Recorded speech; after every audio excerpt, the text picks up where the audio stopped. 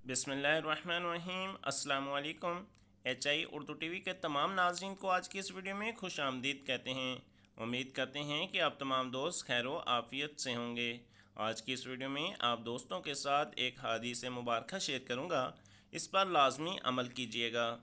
हज़रत अबू हुरैरा रज़ी अल्लाह तआला अन्हु से मरवी है, उन्होंने कहा कि रसूलुल्लाह सल्लल्लाहु अलैहि वसल्लम ने फरमाया, मोमन आदमी का अल्लाह ताला के यहाँ एक मर्तबा और दर्जा होता है जिस पर वो अपने अमल के ज़रिए नहीं पहुँच सकता।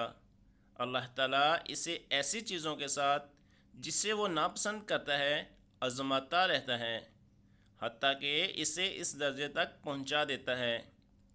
दोस्तों, इस अहादीस मुबारक से हमें पता चलता है कि हमें जो मुश्किलात या तकलीफ़ आती है वो हमारे दर्जात और मर्तबे को बुलंद करती हैं।